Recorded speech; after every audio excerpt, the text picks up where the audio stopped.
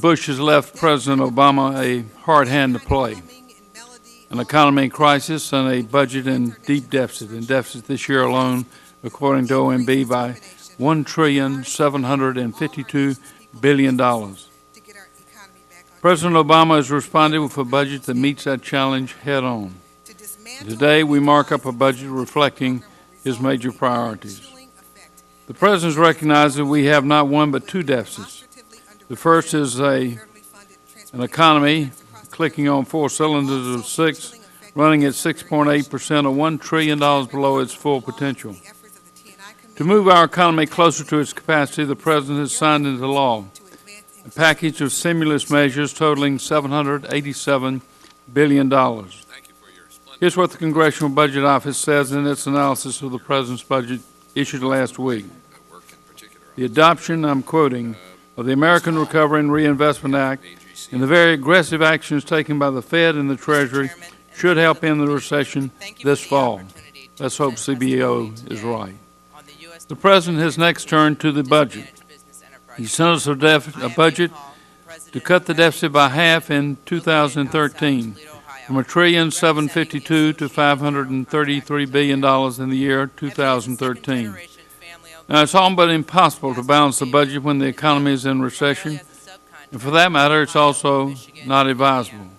Much of what we do to make the economy better necessarily makes the deficit worse, at least for the short run. But here's the stark reality. The deficit that President Bush left behind will constitute a massive 12.3% of our gross domestic product.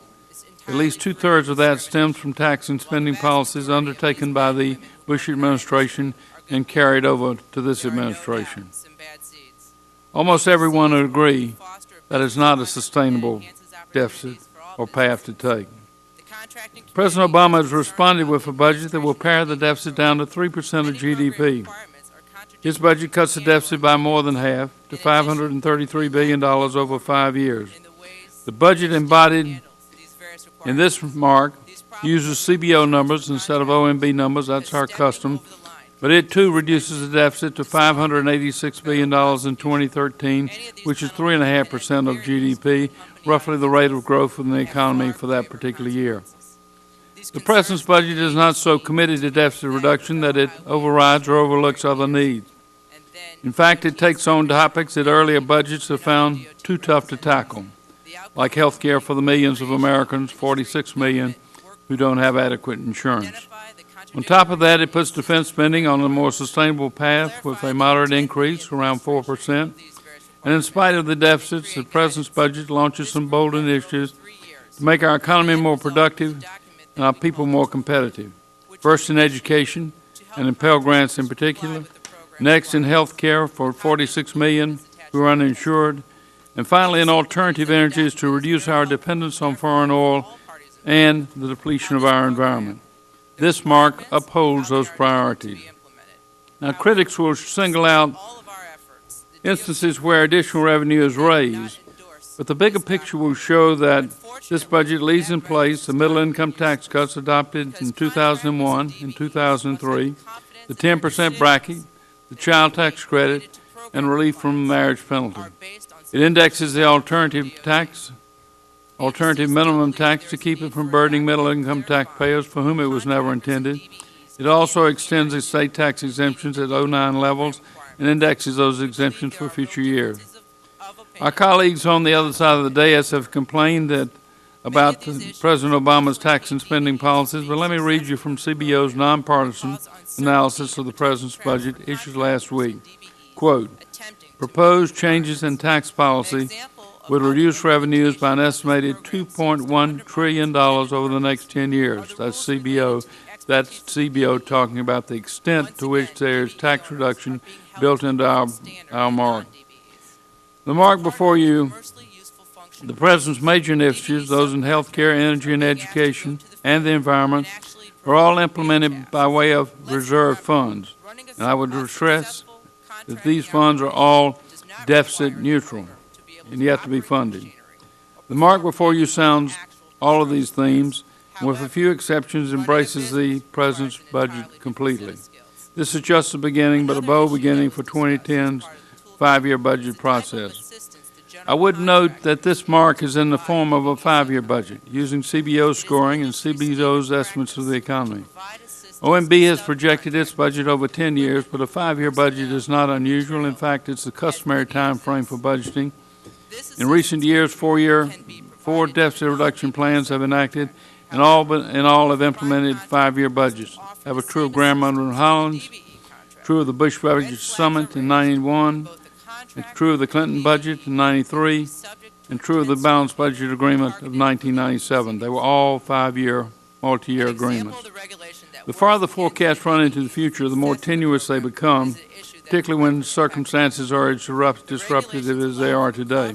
It's hard enough to predict the economy in 10 months, much less 10 years.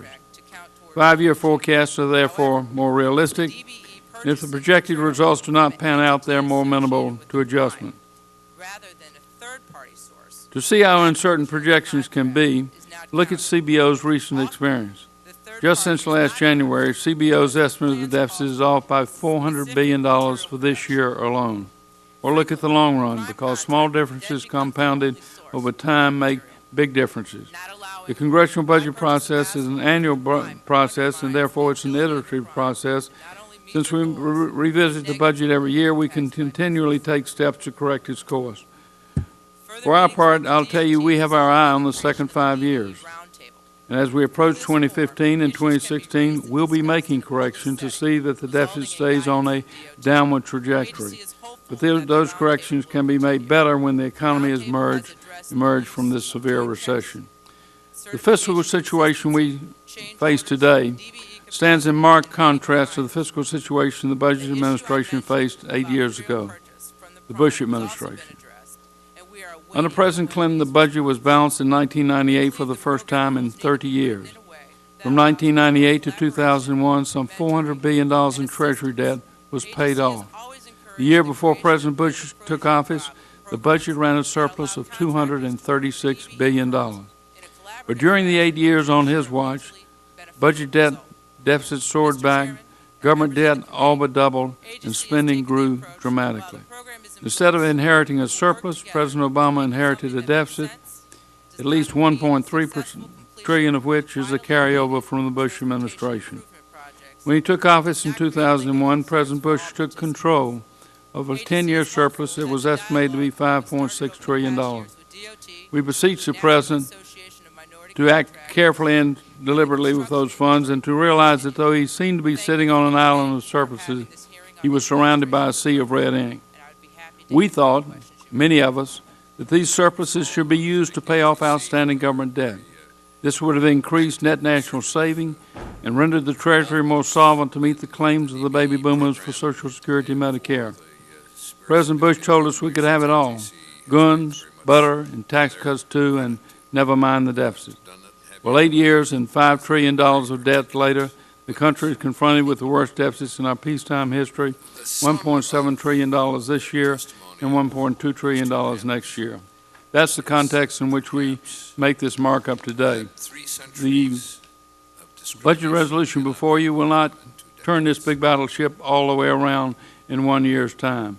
We'll have to revisit this problem multiple times over the next 5 years, and each time make mid-course corrections in the hopes of finally erasing the deficits that we're incurring today and putting the economy itself on a sound footing.